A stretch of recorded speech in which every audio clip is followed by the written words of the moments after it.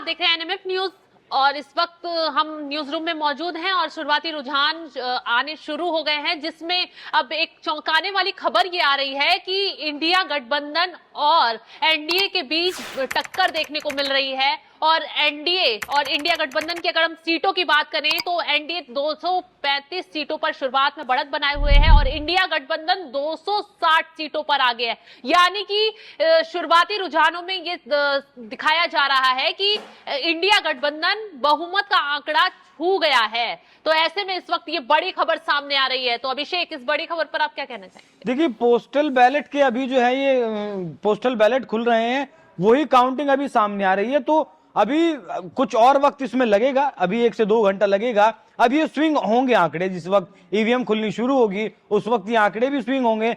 लेकिन जिस तरीके से फिलहाल जो मौजूदा आंकड़े आ रहे हैं, इंडिया गठबंधन 260 पार, मतलब बहुमत का आंकड़ा बस वो छूने ही वाला है। वो बिल्कुल जो है एक अप्रत्याशित सी खबर लगती है। मतलब इस बारे में किसी ने सोचा नहीं, इसकी उम्मीद किसी ने नहीं की। भले ही 2 दिन पहले कांग्रेस पार्टी की तरफ से, इंडिया गठबंधन की तरफ से कहा गया कि वो 295 का आंकड़ा छू रहे हैं, लेकिन जिस रफ्तार से पोस्टल बैलेट की गिनती में इंडिया गठबंधन चल रहा है, उसे देखते हुए लग रहा है कि इंडिया गठबंधन 295 का जो आंकड़ा है वो भी पार कर जाएगा शबनम। और उस रफ्तार से एनडीए गठबंधन की जो है सीट नहीं बढ़ रही है। और अब जिस तरीके से इंडिया गठबंधन ने बढ़त बनाई है आंकड़ों में, शुरुआती रुझान में, अगर यही चीज बरकरार रही आखिरी फेज की गिनती तक, तो वाकई में ये बिल्कुल उल्टा, एग्जिट पोल का बिल्कुल उल्टा जो है चुनाव होगा और मतगणना होगी। साथ ही एक बात और बता दूं आपको, जिस तरीके से 400 पार का नारा दिया जा रहा था, लेकिन और जिस तरीके से अब गिनती हो रही है, उसे देखकर लग रहा है कि मुकाबला कांटे का है, टक्कर का है, फाइट है, नेक टू नेक फाइट है सीट पर, और कड़ी मेहनत करनी पड़ेगी जीत के लिए। बिल्कुल। तो अब जैसे कि इंडिया गठबंधन आगे चल रहा है, तो कौन सी ऐसी सीटें हैं जहां बीजेपी पिछड़ती दिखाई दे रही है और इंडिया टक्कर दे रहा है? तो चलिए वो भी बता देते हैं। उन्नाव से बीजेपी के साक्षी महाराज, अभी बड़ी खबर यह है कि पीछे चल रहे हैं। अब देखिए, 2019 में यही साक्षी महाराज 5 लाख से ज्यादा अंतर से जीते थे उन्नाव से। बिल्कुल। बस्ती से बीजेपी, ये उन्नाव से साक्षी महाराज पीछे चल रहे हैं, तो मेरठ से अरुण गोविल पीछे हो गए हैं। बहुत चौंकाने वाली खबर है अभिषेक, क्योंकि पिछली बार वहां से भारी मतों से बीजेपी उम्मीदवार ने जीत हासिल की थी, लेकिन इस बार क्या टिकट काटना महंगा पड़ सकता है? और राम का नाम लेकर, राम की तस्वीर लेकर अरुण गोविल ने चुनाव प्रचार भी किया। बिल्कुल। प्रधानमंत्री मोदी भी गए, योगी आदित्यनाथ ने भी वहां जाकर चुनाव प्रचार किया। मेरठ की सीट एक हॉट सीट है और बीजेपी चाहेगी कि इस सीट को वो जीते। लेकिन जिस तरीके के रुझान आ रहे हैं, नितिन गडकरी के लिए अच्छी खबर है, वो पीछे चल रहे थे अब तक और अब वो आगे चल रहे हैं। तो अगर बात करें उन्नाव की और मेरठ की, तो ये दोनों ही सीटें 2019 में बीजेपी ने जीती थी। लेकिन अगर आप पीछे चल रहे हैं तो वाकई में चिंता का कारण है। द्विवेदी भी बीजेपी के पीछे चल रहे हैं। तो कहीं ना कहीं अभिषेक, ये माना जाए कि बीजेपी ने इस बार जो कैंडिडेट चेंज किए, जो मौजूदा सांसद थे उनके कईयों के टिकट काट दिए, उनकी जगह कई नए चेहरों को मौका दिया गया और ऐसे चेहरों को उतारा गया जिससे जनता का लगाव या जुड़ाव कहीं ना कहीं बहुत कम रहा है। देखिए, मुझे ऐसा लगता है कि इस बार बीजेपी को और ज्यादा टिकट काटने चाहिए थे, क्योंकि लोग मोदी को तो वोट दे रहे हैं, लेकिन जो लोकल कैंडिडेट्स हैं, अगर मैं अपनी बात करूं, मैं जिस क्षेत्र से आता हूं, कैराना लोकसभा से, उत्तर प्रदेश से मैं आता हूं, तो वहां मोदी का जो वोटर था वो मोदी को वोट देने के लिए तैयार था। लेकिन 10 साल से जो बीजेपी के सांसद हैं, माफ कीजिएगा, जो 10 साल से जो सांसद है, उन्हें वोट देने के लिए तैयार नहीं।